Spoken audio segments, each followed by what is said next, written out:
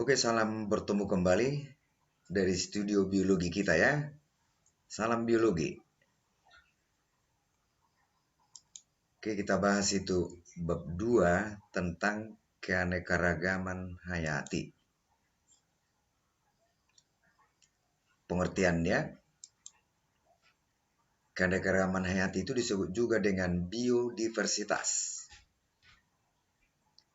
Keanekaragaman hayati atau biodiversitas merupakan keanekaragaman organisme yang menunjukkan keseluruhan atau totalitas dari variasi gen, variasi jenis, dan variasi ekosistem pada suatu daerah. Atau keanekaragaman hayati itu adalah bisa disebutkan sebagai totalitas atau keseluruhan gen, spesies, dan ekosistem di suatu wilayah. Oke. Berikutnya, bahwa karena jenis makhluk hidup itu sangat beraneka ragam, ya, maka untuk memudahkan mempelajarinya harus ada suatu cara. Menyederhanakan objek studinya, ada cara, itulah disebut namanya klasifikasi makhluk hidup. Penggolongan makhluk hidup. Ada 3 jenis sistem klasifikasi makhluk hidup. Pertama, sistem artifisial atau sistem buatan, diperkenalkan oleh kawan kita Carolus Linnaeus.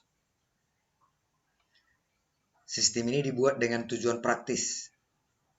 Bagaimana supaya mudah menggolongkan makhluk hidup itu?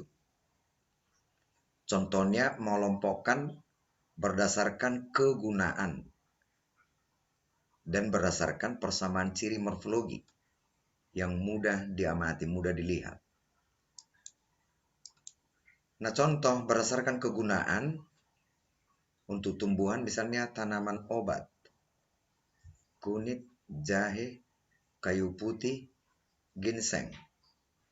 Jangan bilang tambahkan garam secukupnya, jangan ya. Itu mau bikin ramuan gitu. Ini sering digunakan sebagai obat. Misalnya tanaman hias, anggrek, paku tanduk rusa, mawar, dan sebagainya. Sebut saja namanya mawar gitu ya.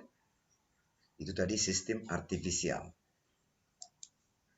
Yang kedua, yaitu sistem alamiah yang diperkenalkan oleh teman kita Aristoteles. Ini kita hubungi hari itu HP-nya nggak aktif gitu ya. Nah, ini sistem alami misalnya berdasarkan sedikit banyaknya persamaan sifat morfologi, anatomi, dan fisiologi. Dan sistem ini menghendaki terbentuknya kelompok makhluk hidup secara alami, sesuai dengan yang dikehendaki alam. Misalnya hewan berkaki 4, memang cirinya udah kakinya 4. Misalnya gajah, kerbau, sapi, berkaki 4 gitu ya. Itu hewan berkaki 4. Kemudian hewan bersayap, belalang, ayam, kalong, gitu ya, merpati, dan sebagainya. Itu hewan bersayap. Terbentuk kelompok sesuai dengan yang dikehendaki alam. Apa cirinya di situ? Lalu sistem filogenetika ini yang dipakai sekarang itu sampai berhubungan nanti dengan evolusi, diperkenalkan oleh opung kita Charles Darwin. Nah, sistem ini berdasarkan pada sejarah perkembangan evolusi atau asal-usul makhluk hidup berdasarkan sejarah evolusinya, dari mana leluhurnya. Kekerabatan secara evolusi mencerminkan urutan perkembangan antara satu tingkat atau satu kelompok takson dengan tingkat lainnya. Semakin banyak persamaan, semakin dekat kekerabatannya secara evolusi. Demikian sebaliknya. Oke. Nah, tadi seperti kita sebutkan bahwa keanekaragaman hayati itu, makhluk hidup itu sangat tinggi keanekaragamannya. Maka untuk mendederhanakan objek studinya itu, memudahkan mempelajari, dibuatlah itu klasifikasi atau pengelompokan penggolongan. Tujuan klasifikasi makhluk hidup adalah menyederhanakan objek studi makhluk hidup yang sangat beraneka ragam agar mudah dipelajari. Itu yang pertama. Yang kedua, mengelompokkan makhluk hidup berdasarkan persamaan ciri-ciri yang dimiliki.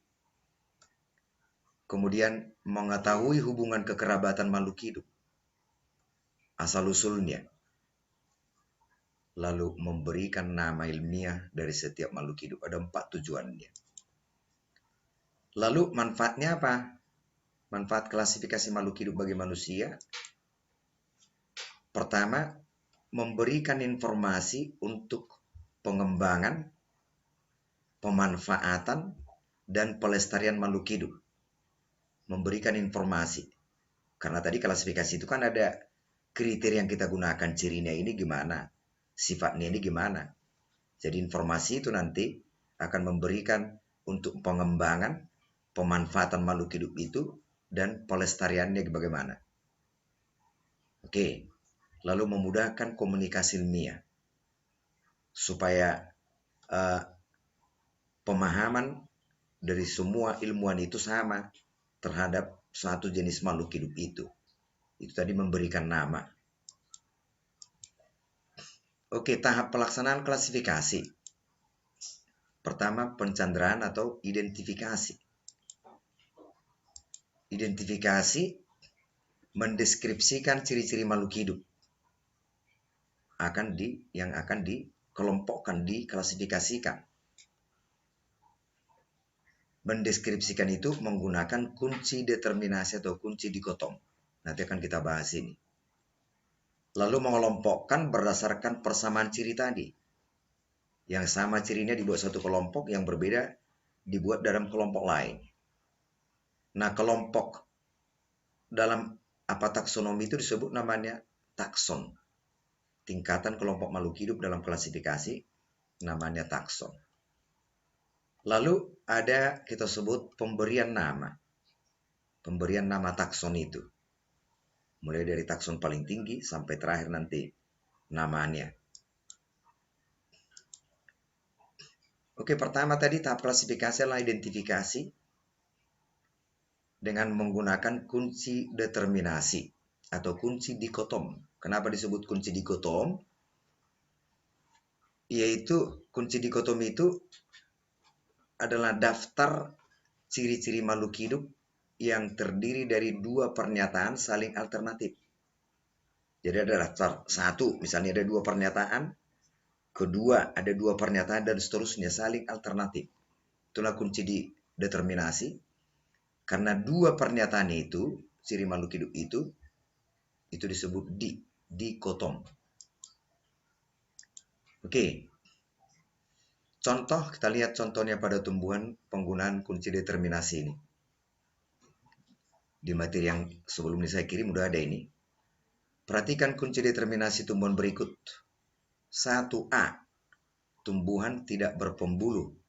Maka di sini nanti dia, berarti taksonnya dalam kelompok Bryophyta.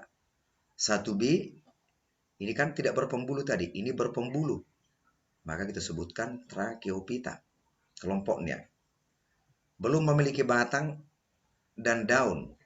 Misalnya di sini, berarti lumut hati. Memiliki rhizoid, batang dan daun, berarti lumut daun. Biji tidak ditutupi oleh bakal buah, Gymnospermae. Lalu biji tertutup bakal buah, Angiospermae. Berbiji tertutup, berbiji terbuka. Memiliki bentuk daun seperti jarum, misalnya Coniferae. Memiliki bentuk daun tidak seperti jarum, misalnya Gnetinae. Berbiji tunggal, monokotil, keping bijinya maksudnya, berkeping biji tunggal.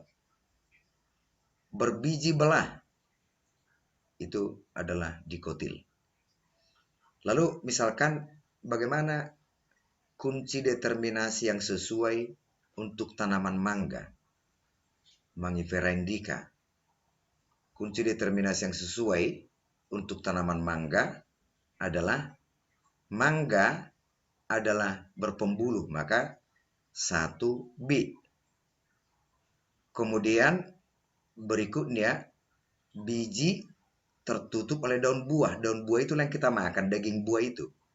Berarti angiospermae 3B. Lalu dia berbiji belah, dikotil. Maka yang sesuai adalah jawabannya D, yaitu 2B, kemudian 3B, dan 5B. Itulah yang sesuai kunci determinasi untuk mangga gitu ya. Nah, berikutnya contoh kunci dikotom untuk hewan. Ini 1A bertulang belakang, B tidak bertulang belakang. Bisa dibuat gini nanti dia 2, 6 dan seterusnya. 2A menyusui anak, berarti mamalia. Lalu 2B tidak menyusui anaknya. Ini dibuat yaitu poin 3. Tubuh ditutupi bulu, berarti burung.